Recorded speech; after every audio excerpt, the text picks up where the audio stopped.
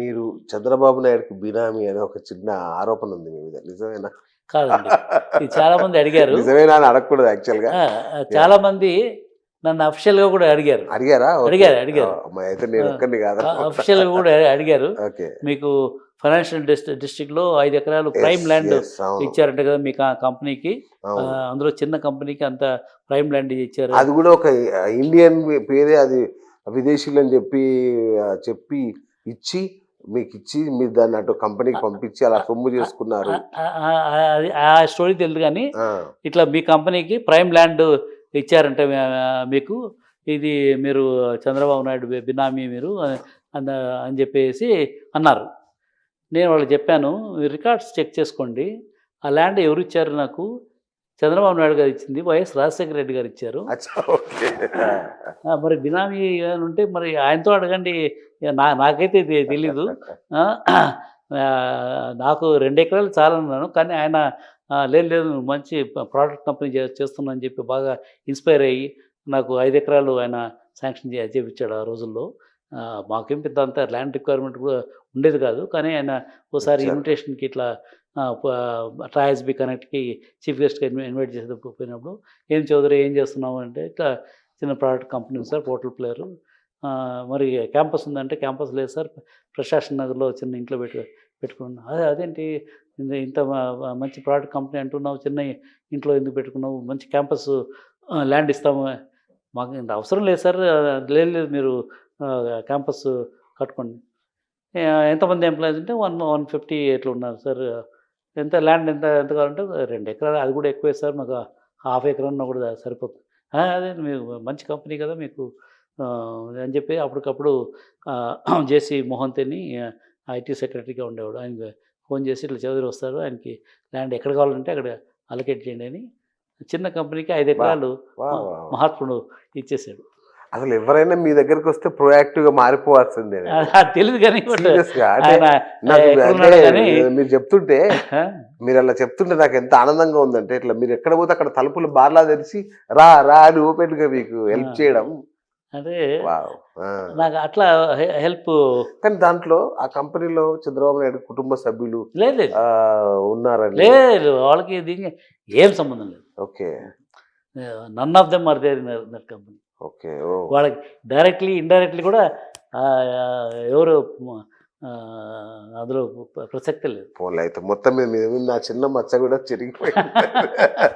అంటే భగవంతుడి దయ వల్ల ఇంతవరకు నేను ఎక్కడ చేసినా కూడా ఒక బ్లాక్ మార్క్ అని అంటూ ఇంతవరకు లేదు. సూపర్. ఈరోజు ఇండస్ట్రీ వాళ్ళు నేను ఏ మీటింగ్ పిలిచినా ఎందుకు వస్తున్నారంటే, they have seen my credibility. Correct. I have not, నేను డబ్బులు చేసుకోవాలంటే ఆ రోజుల్లో అంత పవర్ ఉంది. తర్వాత ఇక్కడ హైటెక్ సిటీ మాదాపూర్లో నాకు మాత్రం తెలుసు ఈజ్ గోయింగ్ టు ట్రాన్స్ఫార్మ్. ఇప్పుడు 1993 ల్యాండ్ వచ్చింది నాకు. అప్పుడు నిర్మల్ జనార్దన్ రెడ్డి ల్యాండ్ ఇచ్చాడు, నాకు మాత్రం తెలుసు అక్కడ అంతా. కానీ ఆ పక్కన అన్ని ఎకరాలు 20,000 30,000 ఎకరాలు ఉన్నా కూడా దాని వైపే చూడలేదు, ఎందుకంటే నా డబ్బులు ఉంటాయి కదా. కానీ సార్ అప్పట్లో అంటే బాబు గారి మీద ఉన్న విమర్శ ఏంటంటే, అందరు తన వాళ్ళకే ఇప్పించుకున్నాడు ల్యాండ్స్ అన్ని. లేదు, ఆయనకి అసలు అప్పుడు ఈ was not even chief minister that time కదా. ఫస్ట్ మాదాపూర్లో మేము, ఆ తర్వాత ఇప్పుడు మన మురళీమోహన్ గారు అవన్నీ కట్టుకోవడం. లేదు, మురళీమోహన్ ఆయన అప్పుడు మైత్రి ఉన్నప్పుడు ఆయన సొంత ల్యాండ్ తీసుకొని, బాబుకి సంబంధం లేదు. ఓకే. ఏవో రూమర్స్ అని. అంతే. Super sir, super. So final గా ఇంకో విషయం చెప్తాను, చెప్పండి. First Hyderabad first phase of hitech city lands, state government lands, అందులో నన్ను కూడా కమిటీ మెంబర్గా వేశారు. టు అలొకేట్ ఎవరెవరికి వాళ్ళ సాఫ్ట్వేర్ ఎక్స్పోర్టర్స్, మన మైత్రిలో ఉన్న వాళ్ళకి, మిగతా వాళ్ళకి. ఒక్క కాల్ కూడా సీఎం ఆఫీస్ నుంచి రాలేదండి, చంద్రబాబు నాయుడు ఆఫీస్ నుంచి. ఫలానా వాళ్ళకి మీరు ల్యాండ్ ఇవ్వాలి, అంతా prime land, literally free of cost. ఆ రోజుల్లో ఎవ్రీ ఎంప్లాయిడ్ ఏదో 20,000 రిబేట్ ఏదో ఉండేది. సపోజ్ మేము నెక్స్ట్ 5 yearsలో 5,000 మందిని రిక్రూట్ చేసుకుంటే 5,000 into 20,000 అది తీసేసేవాళ్ళు కాస్ట్లోంచి. లిటరల్లీ వాళ్ళందరికీ ఎవరైతే ఫస్ట్ ఫేజ్ అలొకేషన్లో లిటరల్లీ ఫ్రీ ఆఫ్ కాస్ట్ ఇచ్చామండి ల్యాండ్ అంతా, ఎందుకంటే డెవలప్ కావాలని చెప్పేసి. కానీ అంత ఫ్రీగా అంత ప్రైమ్ ల్యాండ్ ఇచ్చినా కూడా ఒక్క టెలిఫోన్ కాల్ కూడా అంత మెరిట్ బేసిస్ పైన అలొకేట్ చేస్తారు. సో ఫైనల్గా యూత్కి మీరు ఏం చెప్తారు సార్? ఇప్పటి యూత్కి, ఇప్పుడు కొత్తగా యూత్ చదువుకుంటున్న పిల్లలకి. చదువుకున్న పిల్లలు ఆ, అంటే రాబో కాలంలో చాలా టెక్నాలజీ మార్పులు చాలా వస్తున్నాయి. ఓకే.